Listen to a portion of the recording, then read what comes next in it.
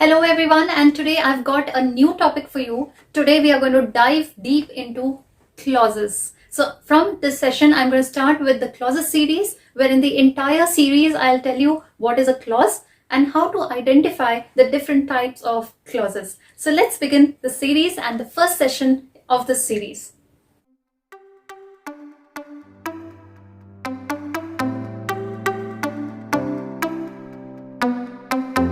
I'm sure the word clauses must be giving you nervousness. Am I right? At first, it seems very difficult to understand. But if you understand the basic concept of clauses and how to identify the different types of clauses with its tips and tricks that I'm going to share with you in this series, then I'm sure it'll be much easier for you to understand this entire concept of clauses. So in today's session, I'm going to tell you what are clauses, how is it little different than sentences, what are the different types of clauses, and how do different types of clauses combine together to make different types of sentences.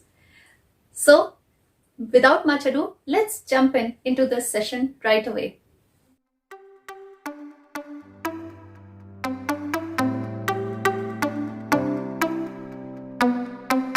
Now, what's a clause? A clause is a group of words which has a subject and a finite verb.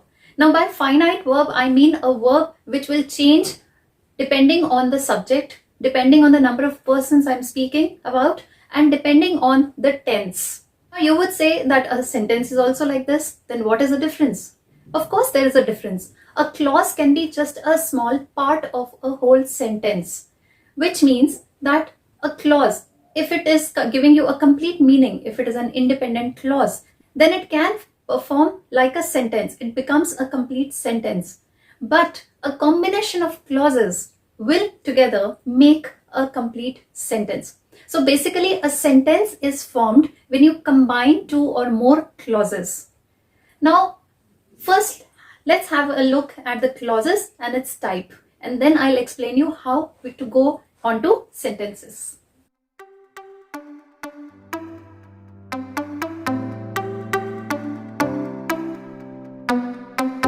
There are basically three types of clauses: main clause, subordinate clause, and coordinate clause. Main clause is a clause which has a complete meaning, which is independent. It also, again, like any other clauses, it will also have a subject and a verb, but it will give you an independent meaning. So a main clause is a kind of small sentence in itself. For example, I believe it. Now, in this sentence, you have a subject, I, and believe, which is a verb. So, if you go as per the norms, a group of words which has a subject and a verb will form a clause. Of course, it forms a clause. And when you look at the sense of the sentence, I believe it, it gives me a complete meaning. It is independent. It does not require anything else to complete its meaning. So, in such a case, we call it as a main clause. The next category of clauses is subordinate clause. Unlike main clause, which is independent, it doesn't require anything else to complete its meaning. Subordinate clause is just the opposite. So subordinate clause is a dependent clause. And what does it depend on? It depends on the main clause to complete a meaning. Let's take the same example again. I believe it, right? Now, if I want to add some more information to it, let's say that he is honest. Now, only the part that he is honest will not make any sense unless I join it with the main clause. So my entire sentence will be, I believe that he is honest.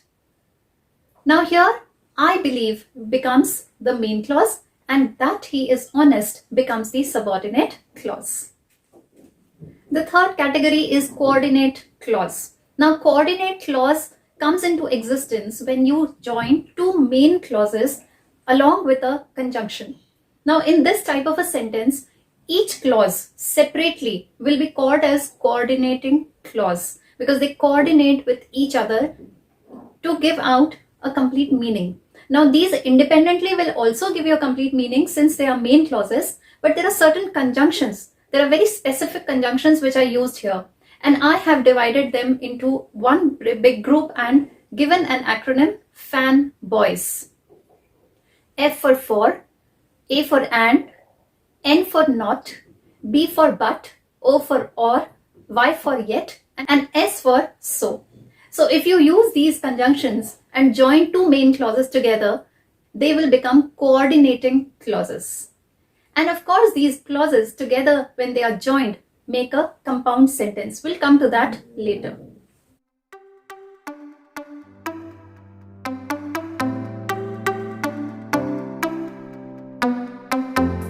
Now that I have given you an overview of the basic categorization of the clauses, there are more categories under the subordinate clauses. Subordinate clauses are of three types: noun clause, adjective clause, and adverb clause. Let's look into each one of these with examples. The basic idea of the noun clause is that that entire clause, that subordinating clause, will act as a noun in that entire sentence. Now, it may act like a subject to the verb, or an object to the verb, or a complement to the verb of the main clause. So look at this example now. I have forgotten what you wanted. Now in this case, I have forgotten is the part of the sentence which is making a complete sense. So even if I remove this part, it will still be independent. It doesn't require anything else to complete its meaning. So here then it becomes a main clause. But I am adding some more information to it. What you wanted. Now, if you look at this part of the sentence, and if I just take it independently, remove this part and just read that part, what you wanted. Does it make any sense? No, it is incomplete in its sense. So whatever part of the sentence which is incomplete here will become a subordinate clause. So, right? Now I'm talking about a noun clause. Noun clause has to act like a noun to this. But here I'll give you an easy tip to identify the noun clause. How do you know whether the subordinate clause is a noun clause or something else? What you have to do here is ask the question what to the main clause. So if I ask, I have forgotten, what have I forgotten? What you wanted. Am I getting an answer here? Yes. So if I'm getting an answer here, this becomes the noun subordinate clause. Easy to understand? Let's move to the next clause. Now, just as a noun clause acts like a noun in the sentence, an adjective clause will act like an adjective in the sentence. And what does an adjective do? It describes the noun or pronoun of the sentence. So this is the example that I'm going to take. Now, first step is to separate it into two clauses. I know a person. Now this part of the sentence is completely independent. It has complete meaning. So whatever has complete meaning will become the main clause. Come to the next part of the sentence. Who will do this job quickly? Now who am I talking about? A person, a man, whoever. But that noun will be in the main clause. So about that noun, I am describing something like an adjective. So here, what is the noun here? Person. About this person, I am describing something, I am telling something else. Who will do this job? And again, this part of the sentence is not complete in its meaning. It is joined to the main clause. So it becomes a subordinating clause. But what kind of subordinating clause? An adjective clause. Why an adjective? Because it is describing the noun in the main clause. Now, adjective clauses will start with the conjunctions like who, whom, which, that, when, where, or why. So whenever you are identifying an adjective clause, look for the conjunctions. And what is the conjunction? The conjunction will always be at the beginning of the subordinate clause. And to identify an adjective clause, the noun or the pronoun which it describes will be right before it. That is the tip of adjective clauses. Let's move to adverb clauses. Now, just as the other two, adverb clause will work like an adverb in the sentence. Now, what does an adverb do? An adverb will describe three things: a verb, or an adjective, or another adverb present in the sentence. But adverb clauses will always talk about the time, place, manner, cause, condition, result, any kind of comparison or concession or supposition, etc. And depending on these descriptions, we have different categories of adverb clauses, which I'll tell you when I'll post a video on adverb clauses separately. But right now you understand that an adverb clause will tell you about these particular categories which an adverb in general describes. Now let's take this example. You must finish the work. Again, let's bifurcate the sentence and pick out the main clause. You must finish the work. It is complete in its sense, so it becomes a main clause. Before you go home. Now, does this clause tell me something about the time? Yes, there is a conjunction before here. And this word before tells me that I am talking in relation to some kind of point of time. So if I'm talking about time or place or those categories, then obviously it becomes an adverb clause. So it's very easy to understand the adverb clauses by the function it performs in the sentence. So this becomes adverb clause, and of course it is a subordinate clause because it is describing the verb in the main clause. Now what's the verb here? You must finish the work. Now finish is the verb, but when do you finish it? Before you go home. So it is in a way describing the verb of the main clause. There is a very interesting fact about adverb clauses, that these clauses may follow the main clause or it may come before the main clause. If you look at these two examples, it's the same sentence, means the same thing, but the sequence of the main clause and the subordinate clause or adverb clauses changed. I will go wherever you go. Now this wherever you go is the adverb clause, right? But if I put it before the main clause, wherever you go, I will go, the meaning will not change. Now in this case, the adverb clause has come in the beginning, that is before the main clause. The meaning doesn't change. But this kind of situation will not happen with adjective or noun clauses. So if you want to know the adverb clauses, you can always do like this. But remember to put a comma. A comma here is necessary if you are putting subordinate clause at the beginning of the sentence.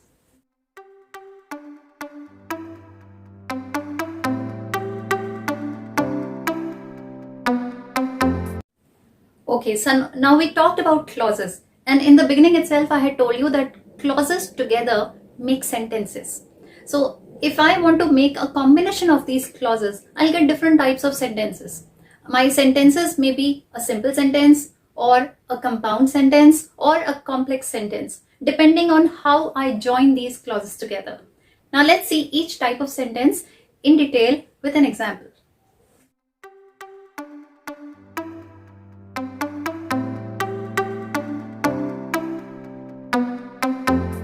A simple sentence has got just one clause, and that one clause is the main clause only.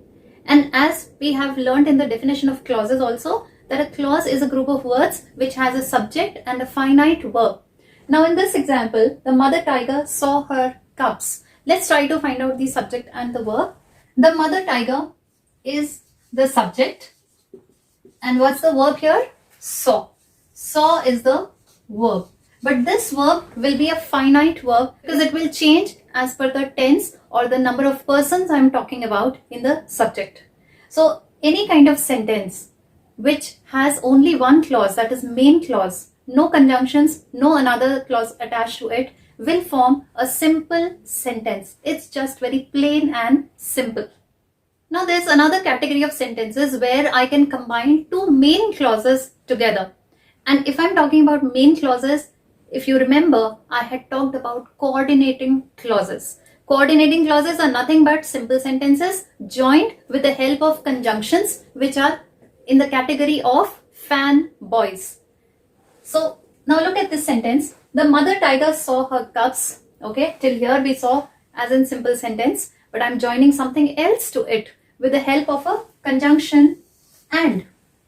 She became very happy. Compound sentences have this very easy characteristic to find out, that you right from the conjunction, you just separate the two parts of the sentences. Now, if these parts individually make sense, if they are complete, if they feel like main clause, then this kind of sentence becomes compound sentence. Now look here, the mother tiger saw her cubs. Only this part makes sense? Yes. She became very happy. This is also main clause, an independent sentence, independent clause. And so together when I join it, it becomes a compound sentence. The third kind of a sentence is a complex sentence. No, it's not complex, just as the word suggests. The only thing here you have to remember is it's a combination of a main clause and a subordinate clause. That's it. Look at this sentence. When the mother tiger saw her cubs, she became happy.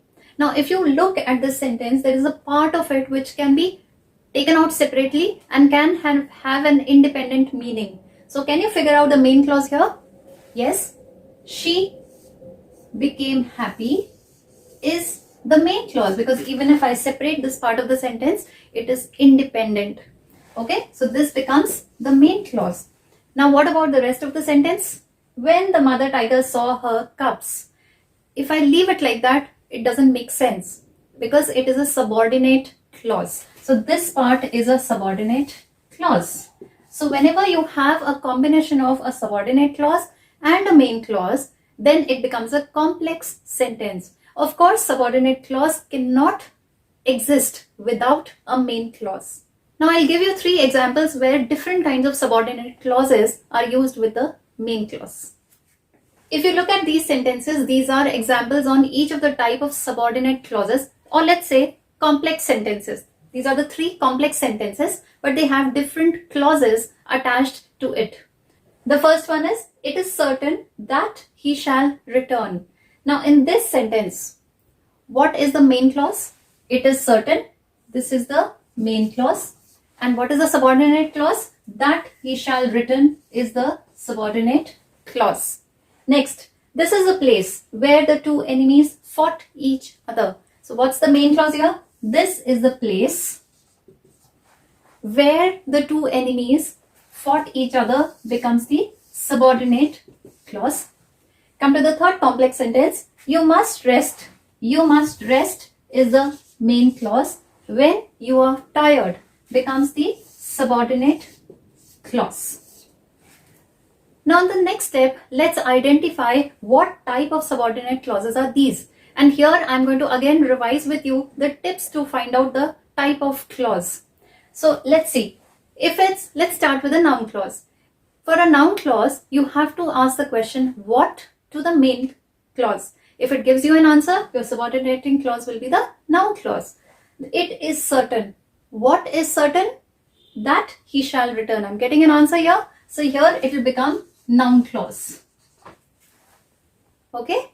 Next, if you want to identify adjective clause, look for a noun right before it. If the clause is describing about the noun or the pronoun there, then it becomes an adjective clause. Like here, this is the place where 2 enemies fought each other. The noun right before the subordinate clause is the place. It could be noun or pronoun, anything. Now, does this describe? Yes. Is it right before the subordinating clause? Yes. So if both these are satisfied, then it becomes an adjective clause. Alright. Now the third one, you must rest when you are tired. Okay, now adverb clause. An adverb clause will always tell us about the time of the action or the place, the manner, the reason, comparison, etc. All those kinds of adverbs will be satisfied here. So when you are looking for an adverb clause, you have to see whether it describes either a verb or another adverb or an adjective in the main clause. But the main key factor here is to identify it in terms of the various types of adverbs, and then it becomes easier. So like here, when you are tired tells me about the time of the action. So it's going to be adverb clause. Now in all these 3 sentences, you have seen that the subordinate clause will always start with a conjunction. So whenever you are dividing the sentence in both these clauses, you have to first look for the conjunction. And from there, you can identify where the subordinate clause starts. Now, I had also told you another point about adverb clause, that you can change the sequence. It will become something like this. When you are tired, you must rest. See, I have changed the sequence, but does the meaning change? No. Another thing that you have to remember is put a comma if you are putting the subordinate clause before the main clause. But this kind of thing will not happen with the adjective clause or the noun clause. Alright, so in this session today we discussed what are clauses, what are the different types of clauses, the different types of subordinate clauses, and the different types of sentences. Now, since I have started with this series, I'll be posting separate videos on noun clause, adjective clause, and adverb clause. Please keep an eye on my channel, they'll come out soon. So that's all in today's session. I hope I have been able to put forward this very difficult concept in front of you in an easy manner. In case you have any difficulties or any doubts, you can always comment in the section below. That's all for now. Take good care of yourself. Be happy, be safe, be wise, and practice a lot on clauses. I'll see you next in my noun clauses video. Bye.